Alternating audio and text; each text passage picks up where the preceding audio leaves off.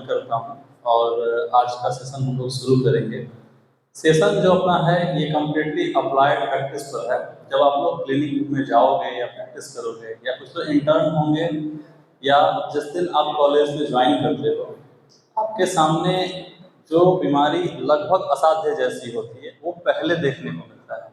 जैसे जब लड़की या लड़का कोई ज्वाइन करता है बीएमएस और फर्स्ट ईयर में जाता है तो उसके सामने केस आया कि सर 15 साल से घुटना दर्द है, कोई एक टैबलेट बता दो जिससे ठीक हो जाए। बिटिया ऐसा कोई दवाई जानती हो क्या? अब जब आप धीरे धीरे प्रैक्टिस करते करते यूज टू होने लगते हो तो आपके पास इजी केसेस आने लगते हैं।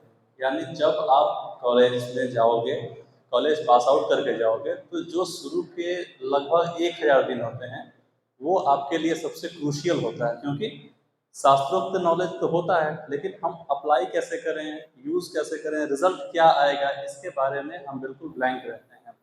और इस कारण से हमें ये समझ में नहीं आता कि अपने शास्त्रों को, अपने चीज़ों को हम किस तरीके से समाज में प्रस्तुत करें, किस तरीके से यूज़ करें। वेपन्स तो सारे हमारे पास हैं बट यूज़ करने का तरीका हमें नहीं मालूम होने के कारण ज़्यादातर लोग या तो आयुर्वेदिक चिकित्सा को क्विट कर देता है और वो या तो मॉडर्न में चला जाता है या कहीं जाकर जॉब करने लगता है या अन्य अन्य तरीके के प्रैक्टिस को करने लगते हैं।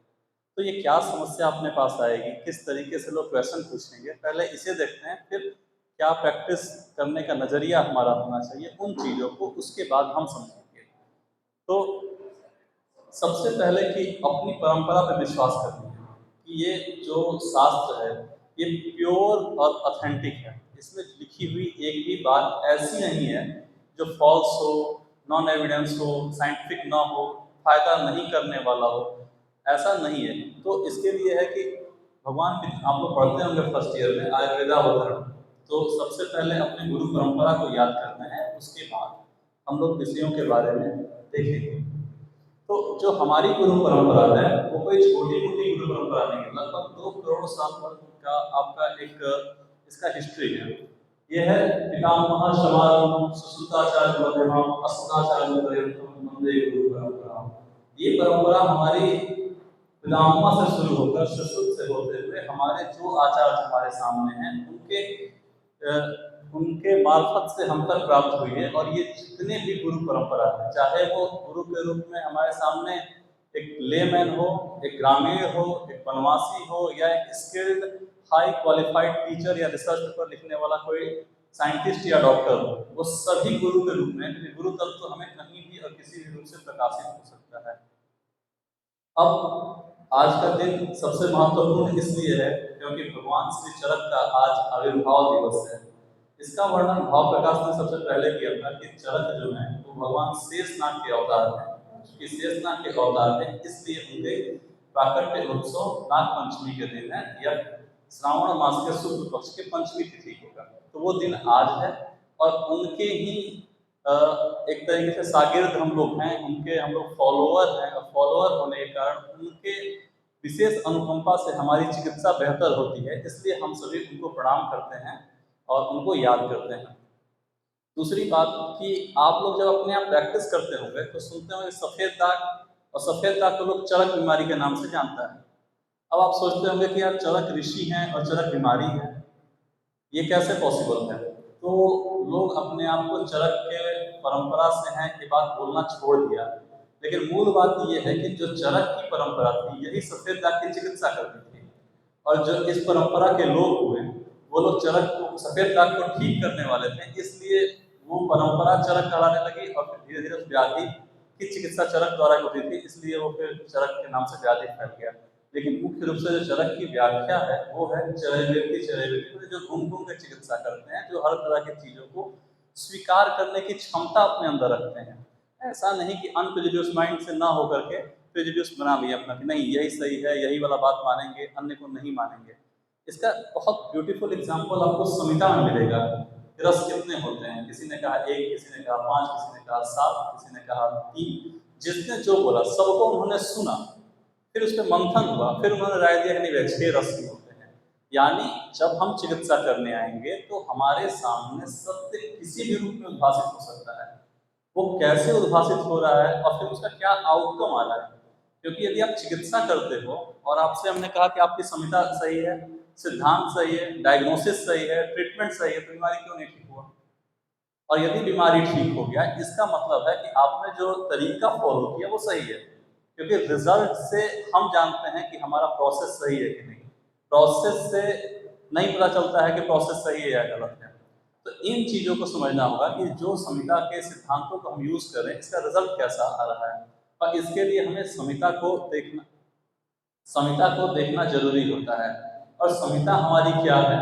ज्ञान, विज्ञान, अध्यात्म और प्रेम, इतने चीजों की आवश्यकता होती है संहिता को समझने के लिए।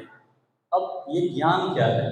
तो ज्ञान श्लोक नहीं है, ज्ञान उसके लिखे हुए भाष्य नहीं है, ज्ञान उसका थीम है कि वो कहना क्या चाह रहा है। जैसे जो औसत स्कंद उस समय लिखे गए, उस काल में लिखे गए, ऐसा नहीं है कि वो औषधि आज उपलब्ध नहीं होगी तो हम चिकित्सा नहीं कर पाएंगे। जो सिद्धांत उन्होंने दिया उस सिद्धांत के आधार पर चिकित्सा देते हैं। औसत स्कंद समय के अनुसार हम नए लिख सकते हैं, और हुआ भी। चरक संहिता में आपको रस औषधि का वर्णन लगभग नहीं है, और बाद में रस शास्त्र पूरी की पूरी एक फील्ड डेवलप हो गई आयुर्वेद में, और उसको भी आयुर्वेद ने स्वीकार किया। क्यों? क्योंकि औसत स्कंद डिपेंड करता है समय टू समय। जैसे जैसे हेतु होंगे, जैसे जैसे समय बदलेगा, औसत स्कंद बदल जाएंगे, लेकिन सिद्धांत हमारे वही रहते हैं। दूसरा, विज्ञान किसे कहते हैं? तो वैसा ज्ञान जो विशेष रूप से है, ये कभी भी आपको एविडेंस को, प्रैक्टिस को, अनुभव को, सब चीज़ों को मिला करके जो एक एसेंस बनता है ना, एक हमारे दिमाग में एक पीछे जो थॉट डेवलप होता है, वो विज्ञान के रूप में आता है। और फिर अध्यात्म की जरूरत तो है। अध्यात्म की जरूरत नहीं होगी तो सही समय पर सही औषधि का चयन नहीं हो पाएगा। मरीज आपके पास आएगा, और यदि आपका आध्यात्मिक नॉलेज ठीक नहीं है तो वो सारी कहानी बताएगा, मूल चीजें नहीं बताएगा। और नहीं बताने के कारण आपका प्रैक्टिस में पूरी की पूरी लाइन ऑफ ट्रीटमेंट छूट जाएगी।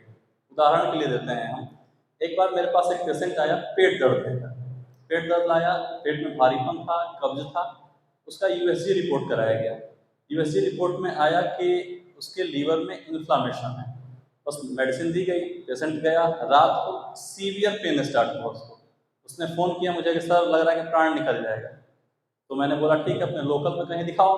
लोकल में उसने दिखाया, इंजेक्शन लगे, बाकायदे मैनेजमेंट हुआ। सुबह जब पेशेंट आया और दूसरे जगह अल्ट्रासोनोग्राफी कराया तो उसको किडनी स्टोन निकला। तो ये क्या है कि सही समय पर सही चीज़ें मुझे नहीं जानकारी होने के कारण पूरा लाइन ऑफ ट्रीटमेंट मेरा गलत हो गया। लेकिन जिस समय मैं प्रिस्क्राइब कर रहा था उस समय क्या दिक्कत थी कि इसके लीवर में इन्फ्लामेशन है, तो बस उसको ध्यान में रखकर मैंने चिकित्सा दिया। लेकिन एक ज्ञान छूटा तो पूरी पर्चे गलत हो गए, और एक तरीके से कहें तो वहाँ पे असफलता हुई।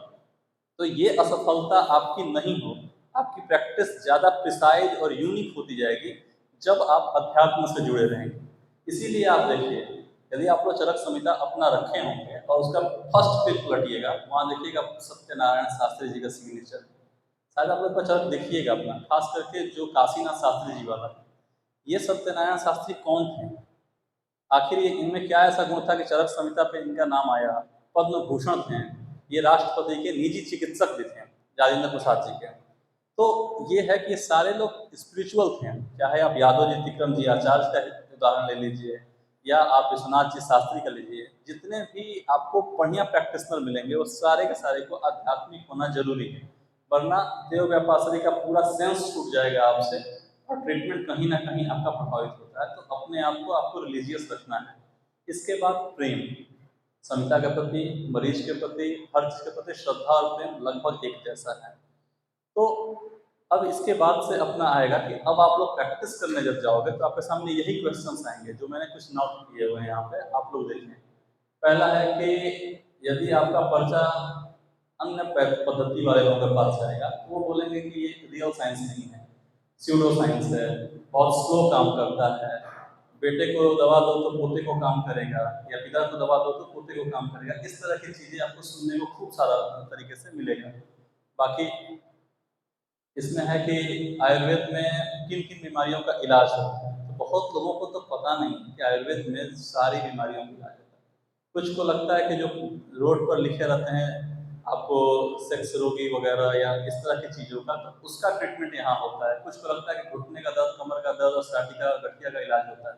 कुछ को लगता है कि पेट के लिए उसमें चूर्ण और पेट साफ करने की दवाइयाँ मिलती है। बस लोग इतने तक बहुत सारे लोग सीमित हैं। तो जब आप प्रैक्टिस करने जाओगे एज आयुर्वेद फिजिशियन तो आपसे लोग पूछेंगे, सर सर दर्द की दवाई भी मिलती है क्या, या सर दम्मा हो गया कोई दवाई आयुर्वेद में है क्या, ये क्वेश्चन आपके सामने आएगा।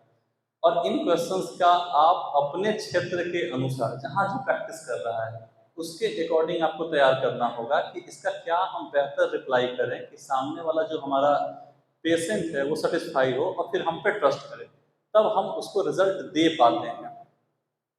तो इसके बाद से क्या है कि हम एक चीज़ और है, लोग बोलते हैं कि आयुर्वेद वाले परहेज बहुत कराते हैं। तो परहेज के हिसाब ये है मेरे अकॉर्डिंगली कि सारे व्याधियों में परहेज की आवश्यकता नहीं होती। दूसरा, बीमारी का परहेज होता है। कुछ लोगों ने अपने दिमाग में एक धारणा बना रखी है कि जब हम प्रैक्टिस करेंगे तो हम भिंडी बंद कर देंगे, केला बंद कर देंगे, ये बंद कर देंगे, वो बंद कर देंगे। ऐसा नहीं करना है।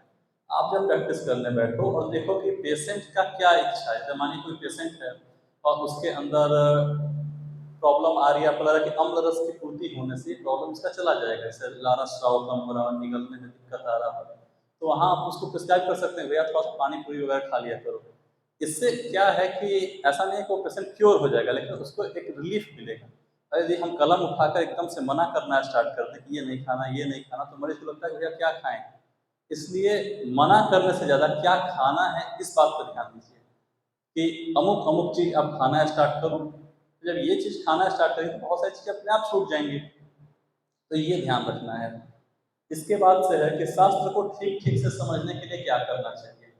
प्रश्न ये है क्योंकि संहिता हम लोग सेकंड ईयर से स्टार्ट करते हैं पढ़ना और उसमें बिल्कुल श्रद्धा नहीं होती, किसी की नहीं होती। फर्स्ट ईयर में भी पढ़ते हैं जब हम लोग अष्टांग हृदय में, तो श्रद्धा नहीं रहती। लगता है ये क्या लिखा हुआ है, पेशाब का वेग नहीं रोकना है, छींक का वेग नहीं रोकना है, सर दर्द आएगा, कमर दर्द आएगा, क्या ऐसा सच में यूज होता है, कहीं फायदा वायदा करता है। लेकिन जब आप लोग प्रैक्टिस में करिएगा और बड़ी बीमारियों को ट्रीट करना स्टार्ट कीजिए, चाहे ट्यूबल ब्लॉक हो, चाहे वो माइग्रेन हो, उसमें हेतु यही सब मिलते हैं। ऐसा नहीं है कि हेतु ढूंढने के लिए आपको कहीं विशेष शास्त्र को पढ़ने की आवश्यकता है। जैसे मैं एक उदाहरण देता हूँ, आजकल सबसे ज़्यादा पेशेंट किस चीज़ के हैं, तो वो मिलते हैं कि स्पाइन के प्रॉब्लम के, सर्वाइकल हो गया है, लंबर हो गया है, इस तरह के लोग कंप्लेन लेकर आते हैं। एमआरआई आपने कराया, देखा बल्जिंग है, हर्निएटेड डिस्क है, यानी डिस्क अपने जगह से दाएं बाएं आगे पीछे कुछ उसमें चेंजिंग आ रहा है। अब गलती कहाँ होती है कि जब वो पेशेंट स्विच करता है अन्य पद्धतियों में, तो वहाँ कैल्शियम चलते हैं, फिर आपका फिर जो नर्व को टोन करने वाले विटामिन वगैरह ग्रुप के हैं वो सब चीज़ें दी जाती हैं, अच्छा है। वो पेशेंट वहाँ ट्रीटमेंट कराते कराते कुछ दिन तक परेशान होगा, फिर वो लोग कहते हैं कि जाओ फिजियोथेरेपी कराओ। पेशेंट फिजियोथेरेपी कराएगा, वहाँ भी रिलीफ नहीं आया, अब वो सोचता है कि अन्य विकल्प देखें, तो एक्यूप्रेशर हुआ, आयुर्वेद हुआ, या अन्य अन्य पद्धतियाँ सिद्धा वगैरह, जहाँ जिसको जो सुविधा हो आएगा। अब आपके पास पेशेंट आया लेकर के कि सर हमें सर्वाइकल हो रहा है, हम लोग देखते हैं तो कहते हैं पोस्चरल डिफॉर्मिटी हुई होगी। पोस्चरल डिफॉर्मिटी का मतलब गलत तरीके से बैठ रहे हो। अब एक बात बताइए कि हमारे पूर्वज जो थे, जस्ट एक जनरेशन ऊपर जाते हैं, पीछे जाते हैं, तो देखते हैं कि वो लोग 10-10 केजी, 20-20 केजी का बोझा सर पे लेके घूमता था, वजन लेके घूमता था। वो कौन सा रीढ़ की हड्डी को एकदम सीधा लेके बैठता था, वो बैठती थी और